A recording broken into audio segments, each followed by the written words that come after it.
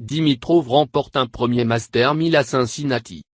Il y avait une certitude au commencement de la finale masculine au tournoi de Cincinnati, dimanche. Le gagnant allait remporter son premier tournoi de la série Master 1000.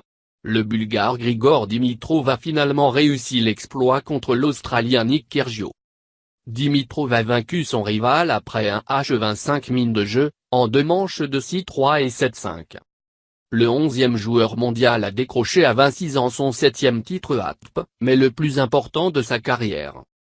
7e tête de série du tournoi, le Bulgare a eu un service plus constant que Kyrgios en remportant 79% des points lorsqu'il mettait la balle en jeu.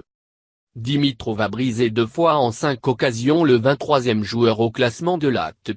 Il a notamment concrétisé une balle de bris pour se donner une avance de 6-5 en 2e manche. Kyrgios n'est quant à lui jamais parvenu à voler le service du Bulgare, malgré 2 balles de bris. L'Australien avait battu l'Espagnol Rafael Nadal en quart de finale.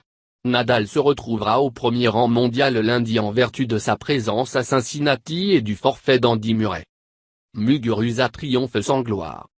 La finale féminine s'est déroulée en faveur de l'Espagnol, dans un match à sens unique, 6-1 et 6-0 face à la Roumaine Simona Halep qui n'a offert aucune opposition.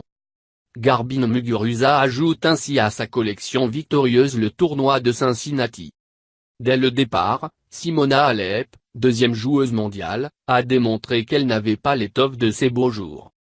Muguruza, âgée de 23 ans, a remporté 5 de ses 6 balles de bris et n'a eu besoin que de 56 minutes pour décrocher le 5e titre de sa carrière sur le circuit ITA. Halep n'a obtenu que 28 points gagnés, comparativement aux 58 de Muguruza. L'Espagnol a ainsi empêché Halep de prendre le premier rang mondial.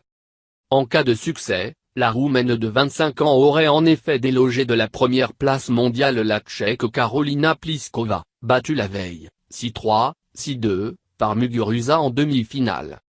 Halep et Muguruza seront 2 des principales prétendantes aux internationaux des États-Unis, dernier tournoi du Grand Chelem de l'année qui débute le 28 août à New York.